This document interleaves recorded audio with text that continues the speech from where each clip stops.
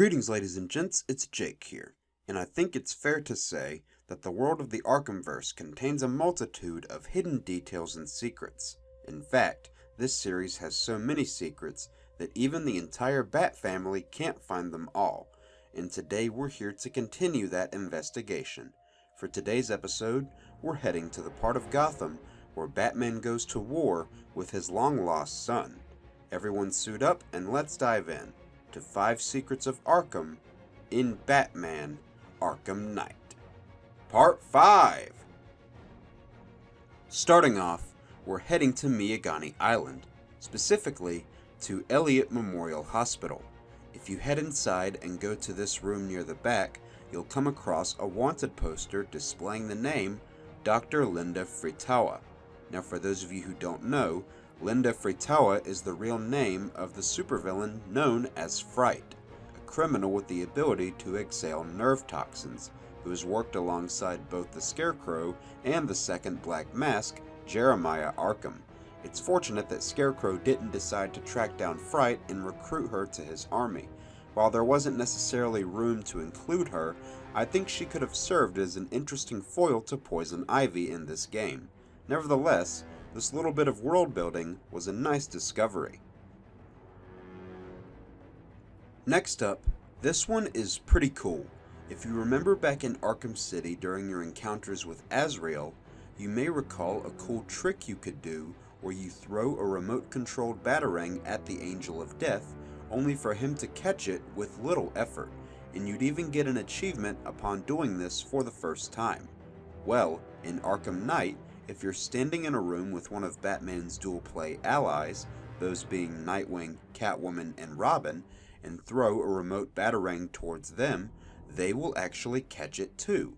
You don't gain any special achievement for doing this, but I think this is a pretty cool detail that the devs carried over from the Azrael encounters in the previous game, and found a creative way to implement it.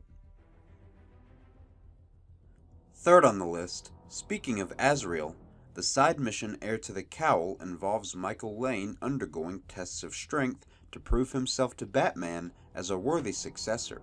Whenever you approach Azrael for one of these trials, after a brief exchange, Batman will grapple away and start the simulation.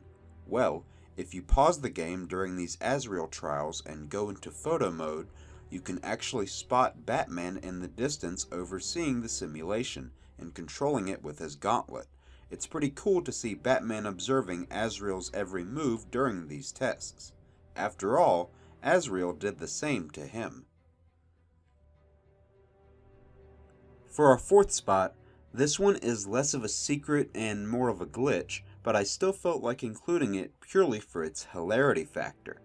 During the sequence in Panessa Studios where Batman is revealed to be the last Joker, Robin encourages Batman to enter the cell inside the studios and leaves Scarecrow to him. Batman eventually agrees, enters the cell, and removes his helmet. After assuring Batman that he can handle Scarecrow, Robin leaves and Joker appears to take Batman through one last nightmare with Jason Todd, and then you're placed back outside the cell, and it's revealed that the last few minutes didn't actually happen. Well, if you decide to go through this entire sequence with the post-Arkham City suit that you start the game with, when Batman enters the cell, this will happen.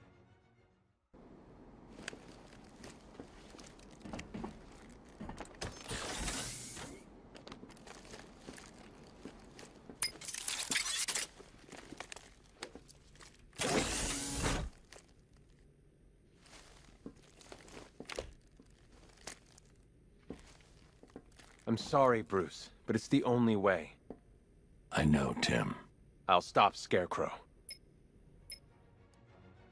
As you can see, Batman takes off an invisible helmet and then hair starts protruding from his cowl.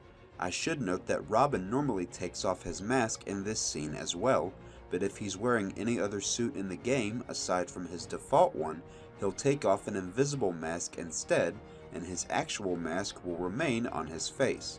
This same glitch also happens if you wear the post-Arkham City suit when Batman unmasks himself during the encounter with Hush.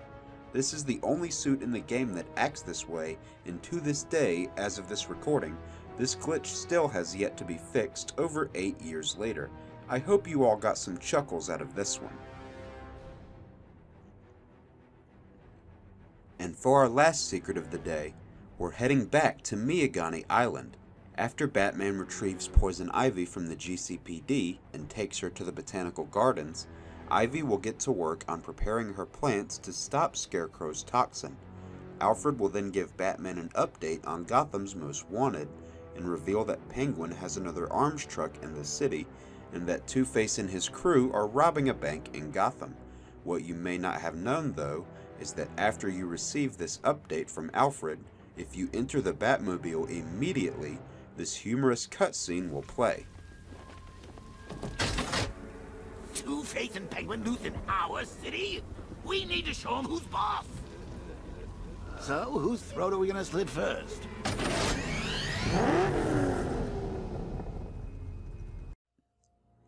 Now I don't know about you, but I'm personally glad that Joker isn't in control of this car, though considering how much damage Batman has caused in this thing, it could very well be Joker behind the wheel.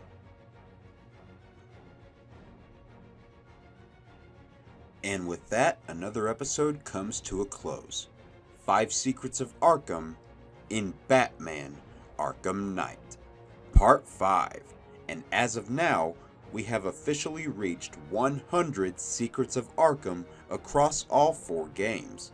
It is an absolute blast to make these videos for you guys, and I hope you enjoy them.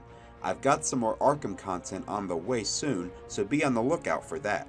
As always, if you enjoyed the video, be sure to throw your batarangs at the like button, glide down to the comments and leave your thoughts, share this video with your Bat family, and quick fire that subscribe button if you'd like to see more. Peace out, Gothamites.